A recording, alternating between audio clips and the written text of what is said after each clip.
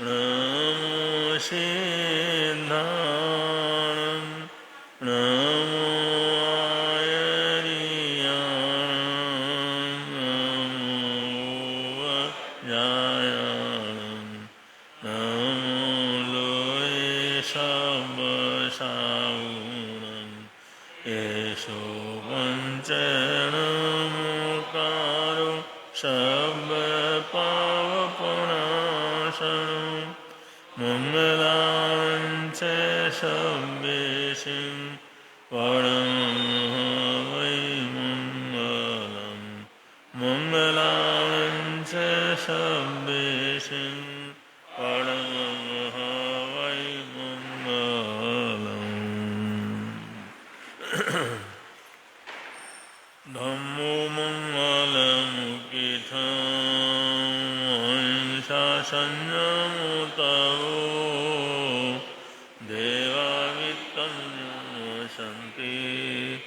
यस्य धम्मे संयमो ज्ञातुमस्य वामरो अव्ययैरसं नयपुष्पं किलामि सूर्यकिरणैरप्ययं ये मयि समनमुता ये लोये सन्ति साउनो विहङ्गमवपुषेषु दानवत्ते शनिरया वयं च वित्तिं लभमो प्रयको युवमयीं महागणेषु रीयन्ते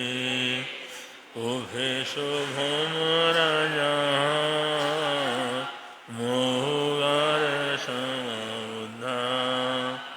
जीवन्ति अनिश्चिया नानापिण्डरयादन्ता तेन उच्यन्ते साहुणोति।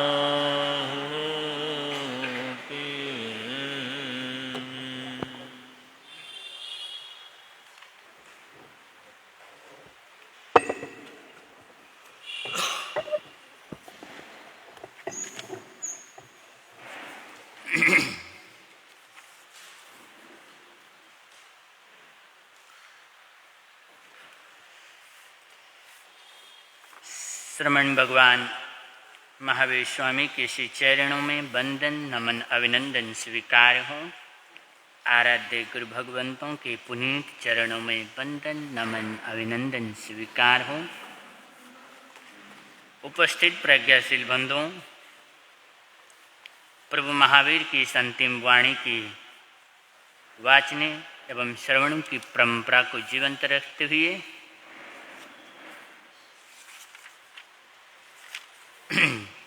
कल तक हमने 4 अध्ययन समाप्त किए। आज 5वां अध्ययन जो अकाम मरणिजम नामम पंचमम अध्ययन है उसका पारायण करेंगे। नमो तुणं समणस भगवो महावीरस नमो तुणं समणस भगवो महावीरस नमो तुणं समणस भगवो महावीरस नमो तुणं समणस भगवो महावीरस नमो तुणं समणस भगवो महावीरस। अन्नवंशी महोहंसी एगे तिन्ने दुरुतरे तत्थ एगे महापण्ये इमं पण्हा मुदाहरे सन्ति मे यद्वेठाणे अक्षाय मरणन्ति या काममरणं चेव स काममरणं तः बालाणम् अकामं तु मरणम् असह्यं भवे पडियाणं सकामं तु उकुशेण सैं भवे तत्थिमं पडमं ठाणं महावीरेण देशीयं कामगिद्धेजः बाले भीषं कुराईं कुवई जे गिद्धे कामभोगेषु एगे कूडाय गच्छ ईणमे दिठे परे लोये चक्षु दिठा इमारई हत्था गया इमे कामा कालिया जे अणा गया को जाने परे लोए अथिवा नथिवा पूर्णो जणेण सद्धिम हो खामी ई बाले पग भई काम भोगाणुरायणम केशम संपड़ी वज्जई तौ से दंडम समारंभई तसे सुथावरे सूय अट्ठाए या अनट्ठाए भूयगामं विहिंसई हिंसे बाले मुसावाई माइल्ले पीसुणे सड़े भुंजमाणे सुरम मनसम से हमें अंतिमन्नई काय सा वयसा मत्ते बित्ते गिद्धेय इथिसु दुह ओमलम संचिणई शिशुणा कुवमट्टियम तौ पुठो अयम केण गिलाणु परितपई पभियो परलोग स कमाणुपेहि अपणो सुयवा नर एठाणे अशिलाणं च जागई बालाणं कुरकम्माणं पगाड चत्थवेयण तत्थो अववाय्यं ठाणं जहामेयमणुसूयम् अहकम्मेहिं गच्छन्तो सोपच्छा परितपई जहाँ सागड़ियो जानम समम हिच्चा महापहम विषमम मग्गमो इन्नो अखे भगम्मी सोयई एवं धम्मं व्युकम्म अहच्चंपड़ी वज्जिया बाले मच्चु मुहम पत्ते अखे भगेव सोयई तो से मरणंतम में बाले संतस ई भया अकाम मरणम मरई धुत्तेव कलीना जिये इयम अकाम मरणं बालाणं तो पवे इयम यतो सकाम मरणं पड़ियाणं सुने हमें मरणं पीस पुण्णानं जहामेयमणुसोयं विपसन्न मणाघायं संजयाणं उसीमो न इमं सव्येषु भिक्षुषु न इमं सव्येषु अगारेषु नानाशिला अगारथा विषमशिलाय भिक्षुणो संति एगहिं भिक्षुहिं गारथा संजमुत्तरा गारथेहि यसव्येहिं सहावो संजमुत्तरा चिराजीर्णं निगिहिनीणं जड़ी संघाड़ी मूढिणं याणि वियणतायन्ति दुशिलं परियागयम् पिण्डुल एव दुशिले नरगौर्णमुच्चै भिक्षा एव गिहथेवा सुव एकं मयि दिवम् अगारी समाई अंगाणी सड्ढिकाएण फासए पोसहम दुह ओपखम एगरायम न हवे एवं शिखा समावन्ने गिहिवासे विसुवए मुच्चई छवि पव्वा ओ गच्छे जख सलोगयम अहजे संबुड़े भिक्षु दुन्हमन्नयरेसिया सब दुख पहिणे वा दिवे वावि महिधिये उत्तरायं विमोहाहिं जुईमन्ता अणुपुवसो समय इन्नाइं जखेहिं आवसाइं जनससिणो दिहा उया इढिमन्ता संहिधा कामरूपिणो अहुणो ववर्ण संकासा भुजो अच्छी मालिपभा ताणी ठाणानि गच्छन्ति शिक्षिता संयमं तव भिक्षा एव गियथेवा से जे संति परिने बूढ़ा ते सिम सोचा सपुजाणम संजयाणम उसीमो न संत संति मरणन्ते शीलवंता बहुसूया तुलिया विषे समादाय दया धम्म सखन्तिये विपस्सी एज मेहावितः भूयेणम अपणा तौ काले अपिभिये सढ़ी ताली समन्तिये बीण एज लोमहरंसि भेयम देह सकंखये अह कालम्बि संपत्ते अघायया ए समुत्सयम सकाम मरणम मरई तिन्हम मण्णयरम मुणे तिवेमी। यहाँ अकाम मरण और सकाम मरण की चर्चा इस अध्ययन में की गई है। छठा अध्ययन है खुड्डा गणियठज्जणम छठम अध्ययनम निर्ग्रंथ क्षुल्लक नामक यह अध्ययन है। जावंत अविद्या पुरीसा सव्यते दुख संभवा लोपन्ति बहुसो मुड़ा संसार में अनंतिये समीख पंडिये तम्हा पास जाई पहे बहु अपण सच में से जमितिम भूयेषु कपये माया पिया न हुसा भाया भज पुत्ताया ओरसा णालम ते मम ताणा ए लोपन्तस सकमुणा ए अमठम सपे हाये पासे समेय दंसणे छिंदे गेहिम सीणे हम च न कंखे पुवसंथवम गवासम मणि कुंडलम पशवो दास पुरुषम सवमेय चैताणम कामर्वि भविष्यसि स्थावरं जंगमं चेव धनं धन्नम् उवक्षरं पच्यमाणस्सकम्यहिं नालं दुःखा उमोयणे अजथम सव उसवम दिस्सपाणे पियाय नहणे पाणिनो पाणे भयवीरा उवरे आयाणं नरयं दिस्स नाय यज्ज तणामविदुगुंचि अपणुपाये दिन्नं भुञ्जे भोयणम् इह मेघम् उमन्नन्ति अपच्चखाय पावकम् आयर्यं विदिताणं सबदुःखाणमुच्चैः भणन्ता अकरेन्ताय बन्धमुखपैन्निनो वायवीर्यमित्रिणं समासासन्ति अपयम् णचित्ताताय ए भाषा को बीजाणुशासनं विषण्ण पावकं मेहिं बालपण्डियामणिनो जे के शरीरे सत्ता वर्ण रुवेय सवसो मनसा वकाय वक्रेणं सवेते दुःख संभवा आवण्णादिह मध्याणं संसारं वि अनन्तये तम्हा सवदे संपस्सम् अपमतो परिवये बहिया उड्ढमादाय नावकंखे कया इवि पूवकमक्षय ठाये इमं देहं समुद्धरे विगिञ्च कमुणो एवं कालकंखि परिवये मायं पिण्डस पाणस कडं लद्धूणं भक्षये सन्निहिं चणकुविज्जलेव माया ए संजये पक्षिपत्तं समादाय निरवेक्षो परिवये ये सण समियो लज्जु गामे अणिय ओचरे अपमत्तोपमत्तेहिं पिण्डवायं गवेशये एवं से उदाणुतरणानि अणुतरदंसे अणुतरणाण दंसाण धरे अर्हाणाय पुते भगवं बेसालिय बियाहि में। निर्ग्रंथ क्षुल्लक नामक छठा अध्ययन यहाँ पर समाप्त होता है। 7वें अध्ययन है एलयम सत्तमम अध्ययनम उर्भ्रिय नामक यह अध्ययन है, जहाँ अयसम समुदिश कोई पोसे ज एलयम ओयणम जव समदोजा पोसे जाविय संयंगणे तो से पुठे परिबूढ़े जाय में महोयरे पीणिये भी उले दे आय संपरि कंघये जावर्ण ए आय से ताव जीव इसे दोही अह पत्तम में आय से शीशम छेतुण भुंजई जहा खलु से उरभे आय सा ए समीहिये एवं बाले अहम मिठे इह ई नरा या उयम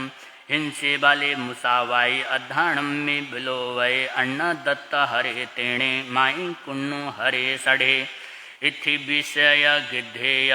महारंभम परिगहे भुंजमाणे सुरम मनसम परिबुद्धे परंदमे अयक्कर भोय तो दिन लेचिय लोहिये आउयम नर एकांखे जहा ए समव एलये असाणम शयणम जानम वित्तम कामेय भुंजिया दुस्साहडम धनम हिचा बहुम संचिण्यारयम तव कम गुरु जंतु पच्चुपन्न परायणे अयब आग याय से मरणंतम में सोयई तव आओ परीक्षिणे चूया देह विहिंसगा आसूर्यम दिशं बाला गच्छन्ति अवसातमम जहा कागिण्य हे उ सहसंहार नरो अपथम अबगम भोचा राय रज्जम तुहार एवं मनुष्यग कामा देव कामाण अंत्ये सहस्रगुणिया भुजो औं कामाय दिव्या अणेगवासाण उया जासा पन्नवोठी जाइम जियंती दुम्मेहा उणे वास सया उये जहाय तिन्हि वणिया मूलम हेतुण निगया एगो त लह ई लाभम एगो मूलेण आगो एगो मूलम पिहारिता आगो तत्थ वाणियो वहारे ओवमयसा एवं धम्मे वियाणः माणु सतम भव मूलम लाभो देवगहि भवे मूलच्छएण जीवाणं नरगम तिरक्षताणं ध्रुवम दुह ओगई बालस आवई बह मूलिया देवतम्माणु सत्तम च जम जिये लोलया सड़े तौ जिये सहिम होइम दुविहम दुग्ग इम गए दुल्लह तस्स उम्मग्गा अद्दाए सुचिरादि दवि एवं जियं सपेहाए तुलिया बालं च पंडियं मूल्यं ते पवेशन्ति मानुषं जोणिमेन्तिजे बेमायाहिं शिखाहिं जीर्णारागिः सुवया उवेन्ति मानुषं जोड़िं कम्म सच्चाहु पाणिनो जैसिं तु बिउला शिखा मूल्यं ते ऐच्छिया शीलवन्ता सविशेषा अदीना जन्ति देवयम् एवं मदीणवं भिक्षु अंग अगारिं च व्याणिया कहन्नुं जिच्च मेलिखं जिच्च माणेन संविदे जहा कुसगे उदगम समुद्रेण समं मेणे एवं मानुषग कामा देव कामाण अन्तिये कुसगमेत्ता इमे कामा सन्निरुद्धं मे आउये कसहें पुरा काम जोखमें न संविदे इह कामणे यट्टस्स अतठे अवरजयि शोचणया उयं मग्गं जम्भुजो परिभस्सयि इह कामणे यट्टस्स अतठे नावरजयि पुयि देहाणि रोहिणं भवे देवेति मे सुयम् इड्ढी जुई जसो वर्णो आउं सुहमणुत्तरं भुजो जथ मनुष्येषु तत्थसे उवभज्ययि बालस्य पस्स बालत्तम अहम्मं परिवज्या चिच्च धम्मं अहं मिठ्ठे नरे उवज्जयि धीरस्य पस्स धीरत्तं सवधम्माणुवत्तीर्णो चिच्च अधम्म धम्मिठ्ठे देवेषु उवज्जयि तुलीयाणं बालभावम् अबालं चेव पंडिये चैयूण बालभावम् अबालं सेवये मुनि तिवेमि। उर्भ्रिय नामक 7वां अध्ययन यहाँ पर समाप्त होता है। 8वां अध्ययन काविलियम 8वां अध्ययनम यानी कि कपिल केवली नामक यह अध्ययन है। अधुवे असासयं में संसारं में दुख पौराए किं नाम होज्जतं कम्मयं जेहाणं दुर्गेण गच्छेजा बीजहितुपुव संजोग न सीणहं कहिं च कुवेजा असीणेह करेहिं दोष पवोसेहिं मुच्चये भिक्षु तुणाणदंशन समगो हि शेषाय सवजीवाणं तेसिं विमुखणठाय भासयि मुनिवरो विगयो मोहो सवं गन्थं कलहं च विपज्यहेतः विहं भिक्षु सव्येषु कामजायेषु पासमाणो न लिप्यितः भोगामिषं दोषं विषण्णे हिय निशय सबुदिवुचत्थे बाले अमन्दीये बुडे बज्जयि मच्छियावखिलम्बि दोपरिचयाय मे कामा नो सुजहाधिरपुरिसेहिं अहसन्ति सुवयसाउ जेतरन्ति अतरं मणिवा समाणानुवेगे वयमाना पाणः वहम्या आयाणन्ता मंदा निरयं गच्छन्ति बालपावियाहिं दिठिं नहुणा पाववमणु जाने मुचे जकयाई सब दुखाणम् एवं मारियेहिं अक्षायं जेहिं इमो साहु धमो पणतो पाणियणाई वायजा से समीयति उच्चयिताई तो से पावयं कम्मं निज्जाई उदंगम वथुलथलाओ जगन्निसी एहिं भूएहिं तसणामेहिं थावरेहिं च णोते श्रीरामण्डे दण्डं मनसा वयसा कायसा चैव शुद्धे सणाओ न चाणं तत्ठवेज भिक्षु अपाणं जाया एघासमेषेजा रसगिद्धेण सिया भिक्षाये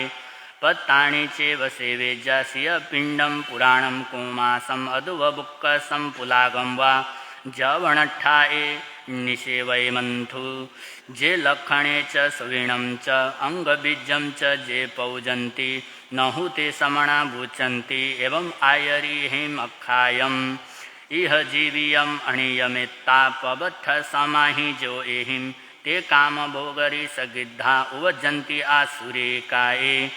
तत्त्वविय उवठिता संसारं बहु अणु परियडन्ति बहुकमलेवलिताणं बोहि होयि सुदुल्लाहतेसिं कषीणं पीज्यो इमं लोयं परिपूर्णं दलिज एकस तेणाविषेणं सन्तोषे ईदुपुर इमे आया जहा लाहो तहा लोहो पवड्डहि दोष मासकयं कज्जं कोडिये वीण विंटयि नो रक्षसि सुगिछे जा गंडवत्सासु अणेगचित्तासु जाओ पुरी संपलोभिता खेलन्ति जहा वदासेहिं नारीषु नो वगिछे जा इत्थि विपजहि अणगारे धम्मं च पेशलं न च तत्ठवेज भिक्खुपाणम् ईयेषा धम्मे आय अखाये कविलेणं च विशुद्धपण्येणं तरिहिन्ति जे उकाहिन्ति तिहिं आरा यादो विलोगे तिवेमी। कपिल केवली नामक यह 8वां अध्ययन यहाँ पर समाप्त होता है। 9वां अध्ययन नवम नमी पवज अध्ययनम नमी राजऋषि का 9वां अध्ययन अक्षर आप सभी इसका पारायण करते हैं। चई उण देवलोगाओ ववनो माणु सम्मी लोगम में उव संतम मोहने जो सरई पुराणियम जाइम सरितु भयवम स्वयं संबुद्धो अणुतरे धम्मे पुत्तम ठवे तुरजे अभिनिखमयी नमीराया से देवलोग सरी से अंत्युर वर्ग वरे भोए भुंजितु नमीराया बुद्धो भोगे परिचयई मिहिलं सपुरजनवयं बलमुरुहं च परियणं सब्बं चिच्चा अभिनिखन्तो एगन्तमहिदियो भयवं कोलाहलगभूयम् आसि मिहिलाये पवयन्तं मे तय्याराय ऋषिं मे नमिमे अविनिखमन्तं मे अबोठियं राय ऋषिं पवज्जठाणमुत्तमं सकुमाहणरुवेण इमं वयणमब्बवे किन्नु भुवज्ज मिहिलाये कोलाहलग संकुला सुवन्ति दारुणा सदा पासाये सुगिहे सुया एयमठं निशामिता हे उकारण चोयो तौ नमीराय ऋषि देविन्दमेणमब्बवे मिहिलाय चेयो अच्छे सी अच्छाये मनोरमे पत्तपुफ फलो वै बहुणं बहुगुणे सया वायण हीरमाणं मे चेयं मे मनोरमे दुहिया शरणाताय कंदति भोखगा एयमठं निशामिता हे उकारण चोहियो तौ नमीराय ऋषिं देविन्दो ईणमब्बवे एष अज्ञेय वाहुयं डज्जै मन्दिरं भयवमन्ते उरं तेणं केशं न नावपेक्षः एयमठं निशामिता हे उकारण चोयो तौ नमीराय ऋषि देविन्दमेणमब्बवे सुहंब सामो जीवामो जयसिंहो नथि किंचरणं महिलाये डज्जमाणिये नमि डज्जै किंचरणं चतपुत्तकलतसनिववार सभिखुणो पियं न विजयी किंचि अपियं पिन विजयी बहुं खुमुणिनो भद्यमणगार सभिखुणो सबव विपमुकस एगन्तमणुपसवो एयमठं निशामिता हे उकारण चोयो तौ नमीराय ऋषिं देविन्दो ईणमब्बवे पागरं कारयिताणं गोपुरट्लगाणीय उसुलगसयघ्यो तौ गच्छसि खतिया एयमठं निशामिता हे उकारण चोयो तौ नमीराय ऋषि देविन्दमेणमब्बवे सद्धं नगरं किचा तव संबरमङ्गलं खन्ति न्यूनपागारं तिगुतं दुःपधंसयं धनुपरकमं किचा जीवं च इरियं सयाधिं च केणं किचा सचेण पलिमन्थये तव नाराय जुतेन भित्तुणं कम्म कञ्चोयं मुनिबिगय सङ्गामो भवावो परिमुच्चये एयमठं निशामिता हे उकारण चोयो तौ नमीराय ऋषिं देविन्दो ईणमब्बवे पासाय कारयिताणं बद्धमाणे गिहाणीय बालगपोय्याहुय तौ गच्छसि खतिया एयमठं निशामिता हे उकारण चोयो तौ नमीराय ऋषि देविन्दमेणमब्बवे संशयं खलु सुकुणै जो मगे कुणै घरं जतेव गन्तुमिच्छे जा तथा कुवेज साशयम् एयमठं निशामिता हे उकारण चोयो तौ नमीराय ऋषिं देविन्दो ईणमब्बवे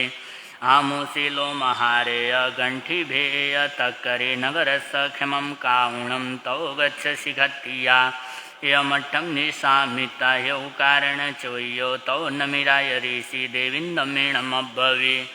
असैं तो मनुष्यमिच्छा दंडो पुंजय अकारिणोऽथ भजन्ति मुच्चैकारो जनो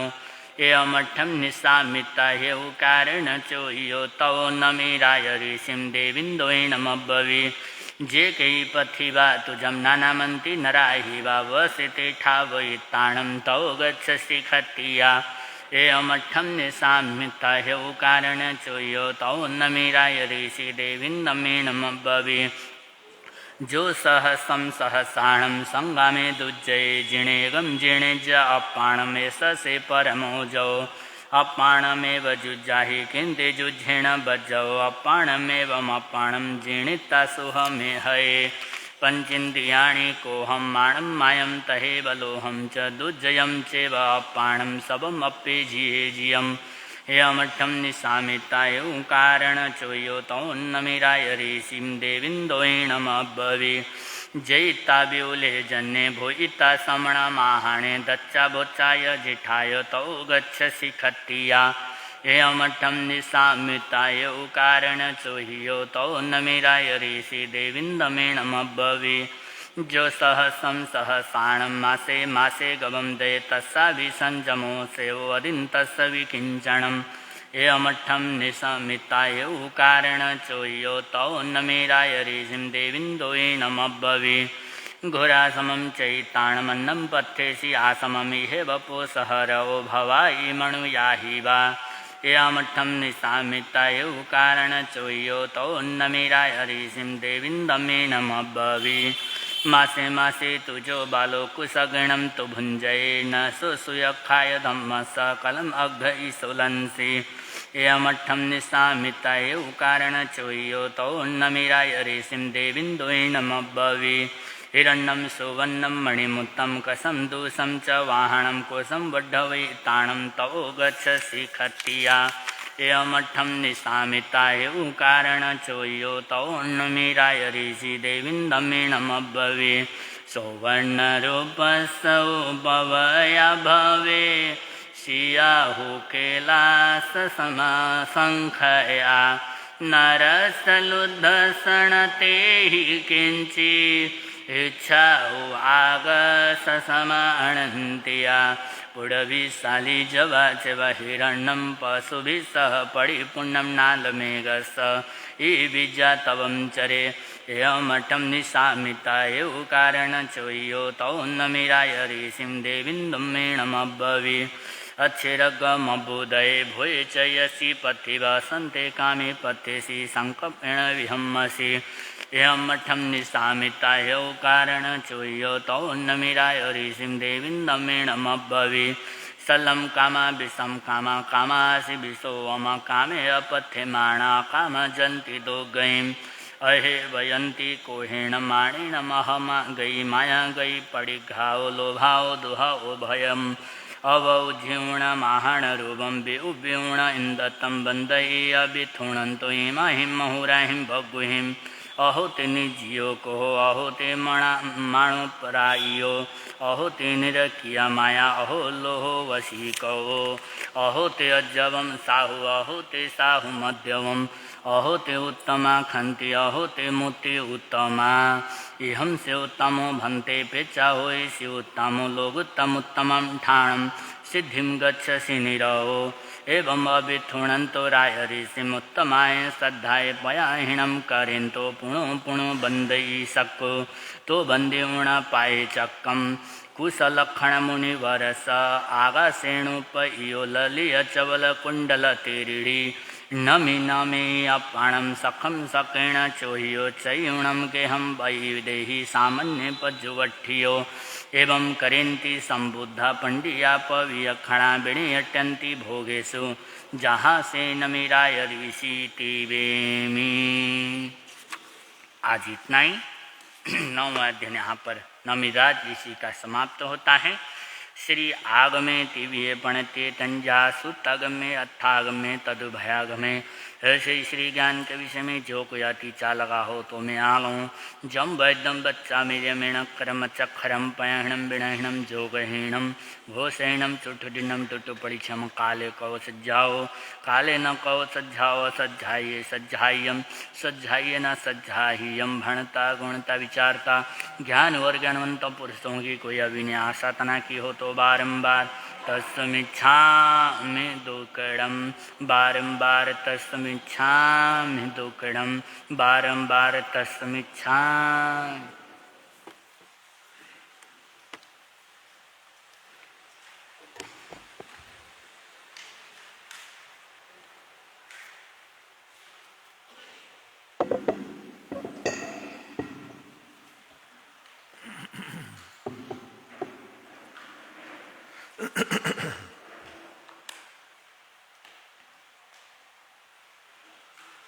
केवल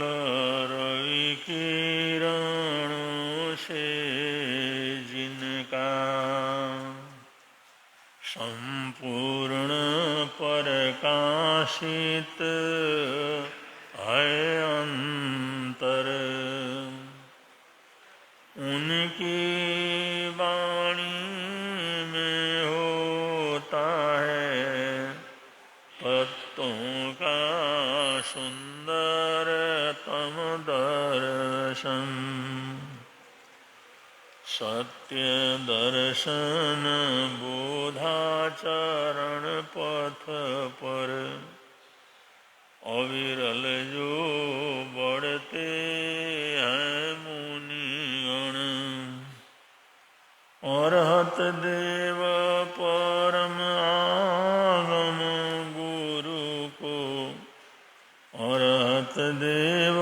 परम आगम गुरु को शत शत वंदन, शत शत वंदन, शत शत वंदन, शत शत वंदन।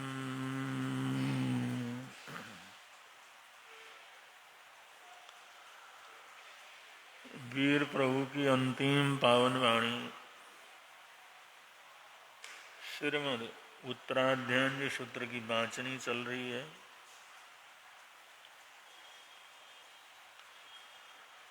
नौ अध्याय तक आप लोगों ने उसकी वाचनी को श्रवण किया है। इसमें एक एक विषय के ऊपर एक एक अध्ययन बड़े विस्तार के साथ प्रकट किया गया है। पांचवा अध्ययन अकाम मरण सकाम मरण, मरण कैसे संसार को घटाने वाला भी होता है और संसार को बढ़ाने वाला भी होता है, इसका बड़े विस्तार के साथ पांचवें अध्ययन के अंदर वर्णन है। छठा अध्ययन क्षुल्लक निर्ग्रंथीय है। एक सामान्य साधु को भी किस तरह का आचरण, किस तरह की प्रवृत्ति के साथ अपने को आगे बढ़ाना चाहिए, इसका बहुत ही सुंदर, बहुत ही आकर्षक वर्णन क्षुल्लक निर्ग्रंथीय नामक छठे अध्ययन के अंदर है। सातवां उरभ्रिय नामक जो अध्ययन है,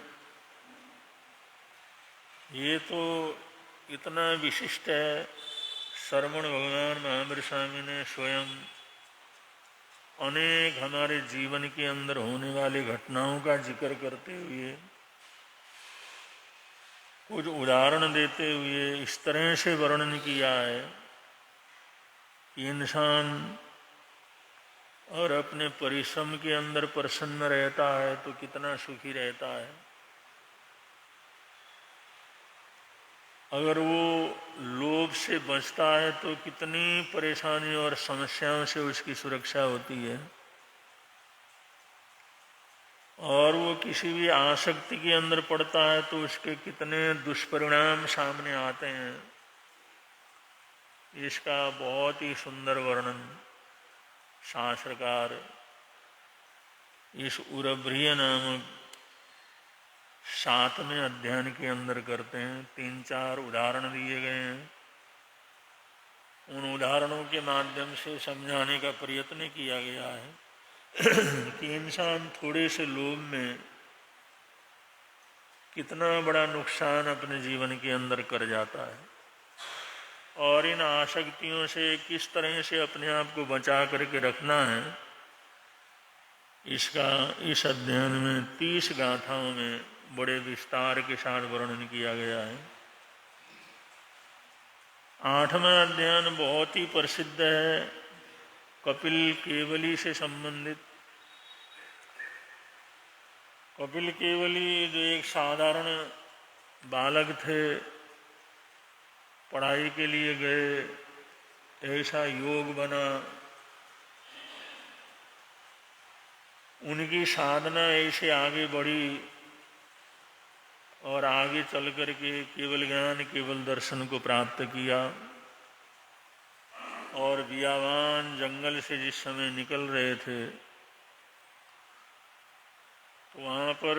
कपिल केवली को वहाँ रहने वाला जो डाकुओं का दल था, उन लोगों ने उनको पकड़ा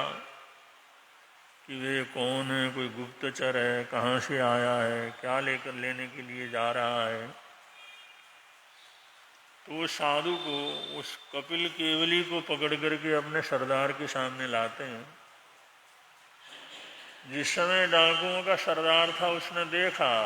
इन्होंने साधु को पकड़ करके ला रहे हैं, उनको धमकाया, उन्होंने कहा इनके बंधन खोलो।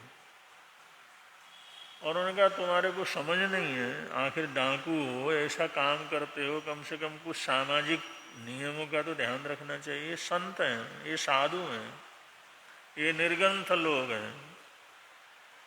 ये अपने पास पैसा धेला कुछ रखते नहीं हैं और उनको तुम पकड़ करके लाए। कम से हम कितने भी खराब लोग हों, लेकिन कम से कम सामाजिक समझ तो हमारे जीवन के अंदर होनी चाहिए, कुछ सामाजिकता तो होनी चाहिए, भाई किसके साथ क्या व्यवहार करना है, इसका थोड़ा सा ज्ञान तो तुम लोगों को होना चाहिए। उन्होंने उन अपने साथियों को बहुत अच्छी तरह से समझाया। उन्होंने कहा इनसे क्षमा याचना करो, तुमने इनके साथ बदतमीजी की है, इनको पकड़ करके लाए हो, और जो इनका उपयोग करना हो तो इनके कोई भजन सुनो, इनकी गाथा को सुनो। ये इतने अच्छे अच्छे गाथाओं को सुनाते हैं, इतने अच्छे संदेश को सुनाते हैं, उससे बड़ी खुशी और प्रसन्नता होती है। हजारों लोग इनके वचनों को सुनने के लिए तरसते हैं। अरे ऐसे संत मिलें, ऐसे साधक मिलें, ऐसे निर्ग्रंथ मिलें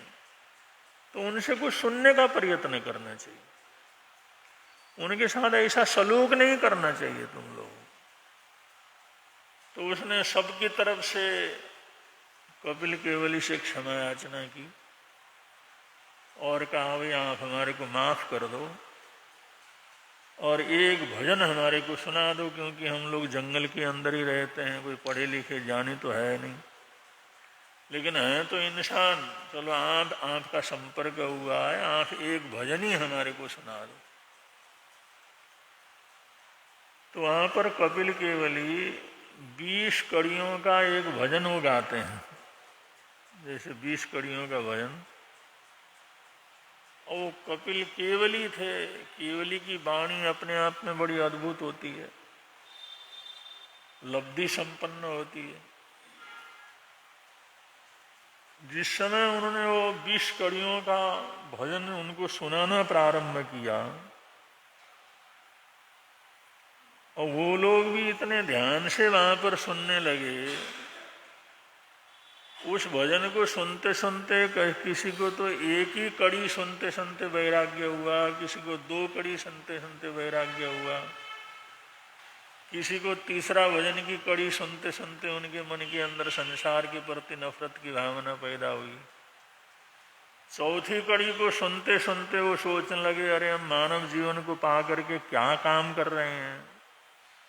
ये थोड़ी हमारे को करना चाहिए, ये हमारा काम थोड़ी है। ऐसे एक एक को एक एक प्रकार का बोध होना प्रारंभ किया। एक एक कड़ी भजन सुनाते थे और उनमें से बहुत से लोगों को बोध की प्राप्ति होती थी, उनको वैराग्य भाव चढ़ता था, धर्म श्रद्धा पैदा होती थी। ये महापुरुषों का समागम, महापुरुषों का सत्संग, ऐसे दिव्य सद्गुरुओं का सत्संग अपने आप में बहुत बड़ा चमत्कार होता है। और शास्त्रकार कहते हैं, इसमें वर्णन किया गया है, 20 कड़ी किया वो भजन पूरा होते होते, वो भजन जैसे पूरा हुआ, वो 500 550 जो भी डाकुओं का दल था, वो सारे के सारे को वैराग्य हो। और सभी ने प्रार्थना की, आप हमारे को अपना शिष्य बना दो, अपने रास्ते के ऊपर चलने का आप हमारे को आदेश दे दो, अनुज्ञा दे दो, अब तो इन्हीं चरणों के अंदर रहेंगे। तो एक 20 कड़ी का भजन सुनाते सुनाते कई 100 डाकुओं को उन्होंने आमूलचूल जीवन को बदला। ऐसे महाप्रभावशाली हुए हैं कपिल केवली। उनका बचपन का जीवन कुछ और है। योगानुयोग बहुत से ऐसे संयोग सुसंयोग असंयोग बने, बाद में जाकर के मार्ग उनको ऐसा मिला, संयम साधना के अंदर चल पड़े, मन के अंदर आए हुए लोभ को उन्होंने जीता, आसक्ति को जीता। उस आसक्ति को जीतने के कारण वो इतने बलशाली हुए, थोड़ी साधना के बाद उनको केवल ज्ञान, केवल दर्शन की प्राप्ति हुई। परिस्थितियां ऐसी बनी थी, 2 मासा सोना लेने के लिए वो राजा के दरबार में गए थे। कहा भाई 2 मासा सोना, सुबह सुबह कोई आशीर्वाद देता है ब्राह्मण, तो राजा 2 मासा सोना देते हैं। अब जिस समय वो गया, रात्रि को पहले ही जो उठ करके गया, सुबह सुबह देर हो गया, तो फिर कैसे काम चलेगा। और जो सरकारी लोगों ने, सुरक्षा बलों ने उसको रात को पकड़ लिया। रात को कैसे घूम रहा है, चोरी करने के लिए जा रहा है। उन्होंने कहा नहीं मैं चोर नहीं हूँ। फिर रात को ऐसे कैसे घूम रहा है, उसको पकड़ करके जेल के अंदर डाल दिया। और सुबह जिस समय उन सभी अपराधियों को सामने लाए राजा के सामने,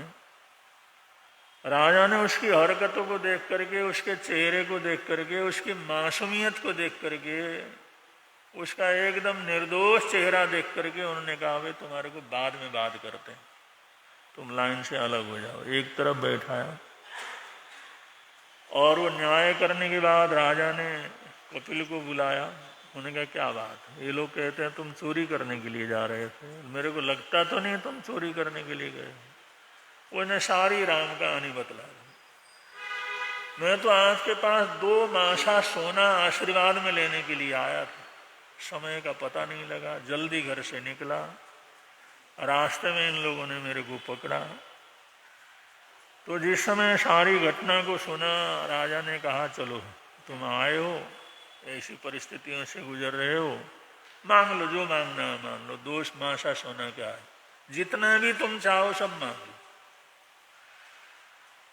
अब एकदम कोई कह दे ऐसी हालात के अंदर, जो 2 मासा सोने के लिए गया था,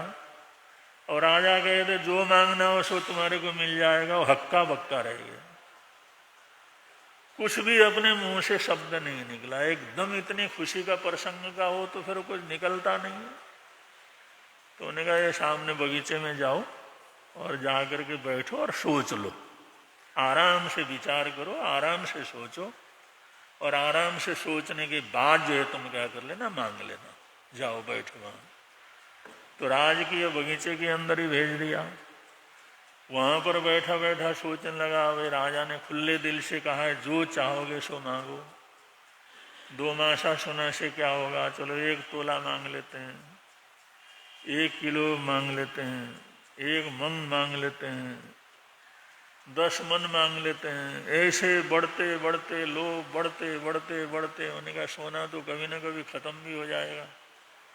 आधा राज्य ही मांग लेते हैं, दे ही तो रहा है। फिर सोचते सोचते विचार किया आधा राज्य तो अपना हो जाएगा, अपने को कोई ऐसी जानकारी तो है ही नहीं, आधा राज्य का मालिक तो वही रहेगा, कहीं इसके अधिकारियों ने पकड़ लिया कुछ कर लिया तो मुश्किल हो जाएगा, चलो पूरा ही राज मांग लेता हूं। उसने पूरा राज मांगने की चेष्टा की। भाई राजा कह तो रहा है तुला इसका सारा का सारा राज मैं क्या कर लेता हूँ, मांग लेता हूँ। उतने देर में किसी कीड़े ने उसको पैरों में काटा तो एकदम ध्यान आया, एकदम ध्यान आया तो पैरों की तरफ देखा। अरे रात को इन सुरक्षा अधिकारियों ने जो सोठा मारा था वहां पर बड़ा दर्द हो रहा था, वो फूला हुआ था, दर्द हो रहा था। वो सोचने लगा कपिल कल शाम को 2 मासा सोने के लिए तो चला, उसके लिए कितने डंडे खाने पड़े, कितनी गालियां खानी पड़ी, जेल के अंदर जाना पड़ा। अब तो सोच रहा राजा का सारा राज्य मांगा। धिक्कार है तेरे इस सोच को, इस विचार को। ऐसा करते करते एकदम रिवर्स जे आ जाते हैं और वो कहते भाई कुछ नहीं चाहिए, कुछ नहीं लेना, मैंने कुछ नहीं मांगना। 2 मासा सोना का ये तकलीफ हुआ तो ये राज्य मांग लूंगा तो उसका परिणाम क्या होगा। अब जो देता है उपकारी है, उपकारी का इतना बड़ा अपकार करने जा रहा हूं। जो राजा इतनी उदारता से कहता है जो मांगना हो सो मांगो, उसको पूरा राज मांग करके उसको अकिंचन बनाने जा रहा हूं। उसको इतना पश्चाताप हुआ, इतना पश्चाताप हुआ, इतना रोया हो वहां पर अपने उस सोच के लिए। तो राजा सोचने लगा अरे भाई उसको बोला था आए तो है नहीं वापिस, क्या कर रहा देख लेते हैं जाकर। तो मंत्री के साथ राजा वहां से चला, देख लेते हैं। वो लड़के को भेजा था, वो सोच करके बोलना अभी तक नहीं आया। अब जिस समय गए तो पेड़ के नीचे बैठा हुआ था। महाराजा जिस समय वहां पर गए उन्होंने उनको नमस्कार वगैरह किया। उन्होंने कहा मांगो, अब तो सोच लिया होगा, अब तो विचार कर लिया होगा, सोच लिया होगा क्या मांगना है मांग लो। उन्होंने कहा बस मेरे को साधु भेष दे दो, बस साधु भेष, बस मैंने कुछ नहीं मांगना, मेरे को कुछ नहीं चाहिए, मैंने सब देख लिया, मेरे को कुछ नहीं चाहिए। अरे भाई मौका है, चांस है, मौका है, मैं तेरे को बोल रहा हूं मांग लो जो कुछ भी मांगना। उन्होंने कहा नहीं मेरे को कुछ नहीं चाहिए। उन्होंने कहा क्या लेना, बस मेरे को साधु भेष बख्श दो, बस साधुओं की वर्दी मेरे को दे दो और कुछ नहीं चाहिए। वो साधु वर्दी के 2 कपड़े लिए और वहां से ये कपिल चला और थोड़ी दिन तक की साधना उसने की और थोड़ी दिन की साधना के अंदर ही केवल ज्ञान केवल दर्शन की उसको प्राप्ति हुई। तो बड़ा अद्भुत चरित्र है कपिल केवली का। जो कापिलीय नामक जो है 8वें अध्ययन का है और नमी पवज्जा ये तो 9वां अध्ययन बड़ा प्रसिद्ध है नमिराज ऋषि का। ये 4 महीने इसके प्रवचन आदि चलते हैं। तो ऐसे उत्तराध्ययन सूत्र में एक एक अध्ययन का अपना बड़ा महत्व है। श्रवण भगवान महावीर स्वामी ने ये संदेश दिया है, इसको हम सुनते हैं, गुनते हैं, भगवान महावीर स्वामी के प्रति आदर सत्कार का भाव आता है, जाप करते हैं, पाठ करते हैं, प्रार्थना करते हैं। बहुत लोगों ने इसके सदपरिणाम अपने जीवन के अंदर लिए हैं। बहुत से लोग कहते हैं भाई तीर्थंकर हो गए वो तो आते ही नहीं है, उनका जाप करने से क्या फायदा, उनको बुलाने से क्या फायदा, वो तो राग द्वेष से बिल्कुल अतीत हैं, वो हमारा क्या भला करेंगे, उनके लिए तो कोई अपना नहीं कोई पराया नहीं। लेकिन उनकी शक्ति तो है ना, वो खुद नहीं आते हो, उनका शरीर नहीं है, खुद नहीं आते, कोई तीर्थंकर लौट करके नहीं आते। लेकिन अगर हम नमकार मंत्र की आराधना करते हैं, तीर्थंकरों की साधना करते हैं, तो उनकी ऊर्जा हमारे तक पहुंचती है। वो खुद तो नहीं आते लेकिन उनकी ऊर्जा आती है और उस ऊर्जा से असंभव काम भी संभव हो जाते हैं। इसी बात को एक कवि ने बड़े सरल शब्दों के अंदर रखा है, तुम ऐसा ना सोचो भगवान नहीं आते, अगर प्रेम से याद करो तो तीर्थंकर हर हालात के अंदर क्या करते हैं, आते हैं। तीर्थंकर आने का मतलब तीर्थंकरों का आशीर्वाद, उनकी ऊर्जा, उनकी शक्ति, उनका बल, उससे तो हम जुड़ जाते हैं। तो उसी बात को एक कवि ने बड़े सुंदर शब्दों में बोला है, प्रेम नाल मैनू कोई बुलांदा नहीं, प्रेम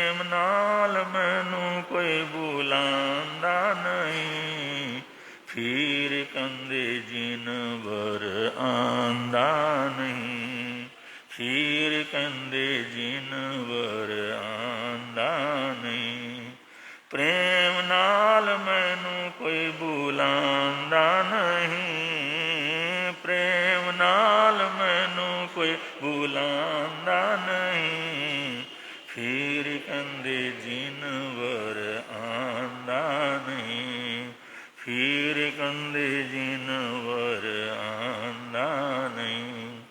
चन्नना ने बुलाया सी मैं दौड़ा दौड़ा आया सी, चन्नना ने बुलाया सी मैं दौड़ा दौड़ा आया,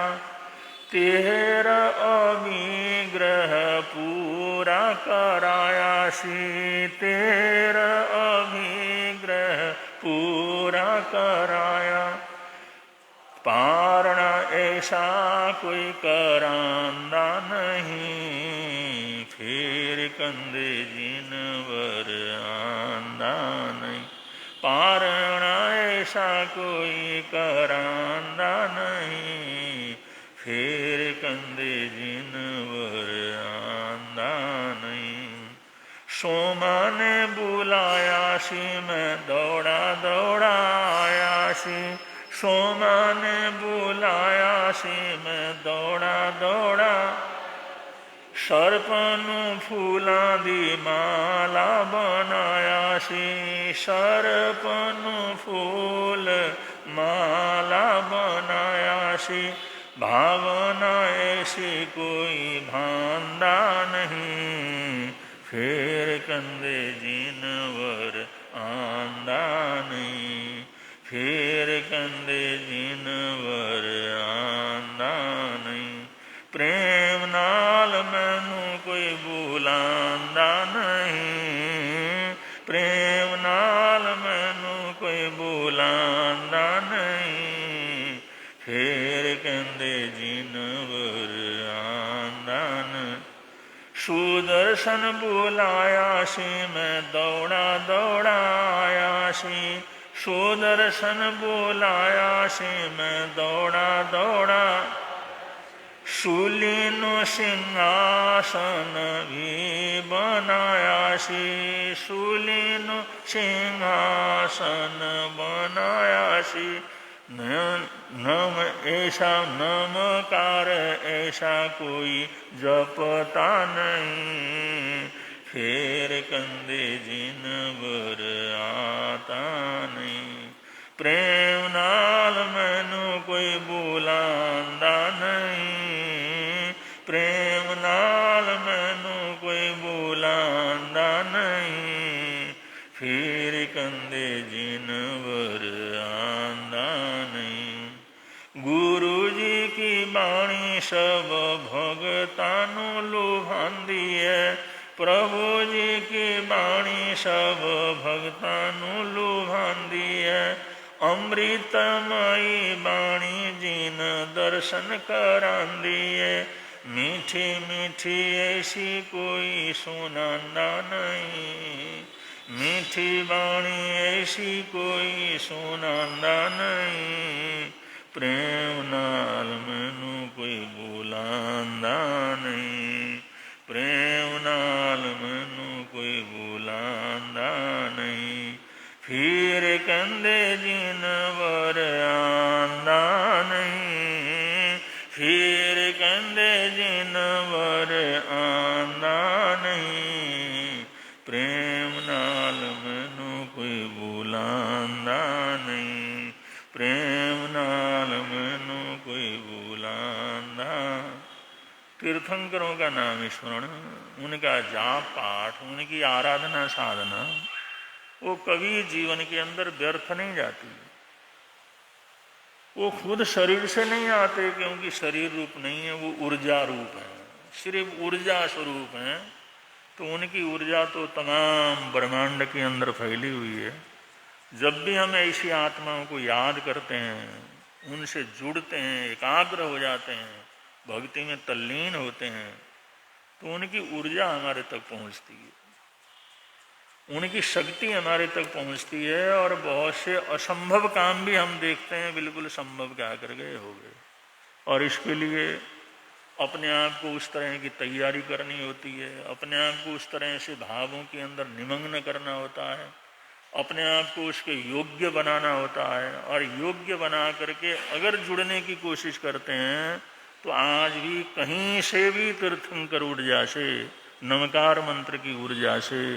उन प्राणवान महापुरुषों की ऊर्जा से हम जुड़ सकते हैं और अपनी मनोकामनाओं को पूरा कर सकते हैं या कुछ सुख शांति आनंद मंगल की प्राप्ति कर सकते हैं। इसलिए प्रभु भक्ति पहले भी जो है असरदार रही है, आज भी है और भविष्य के अंदर भी रहेगी। इन्हीं मंगल कामनाओं के साथ बड़े प्रेम से आप लोग बोलेंगे, मिलता है आनंद प्रभु की वाणी से, मिलता है आनंद प्रभु प्रवर्तक शांति गुरुवर प्यारे, प्रवर्तक शांति गुरुवर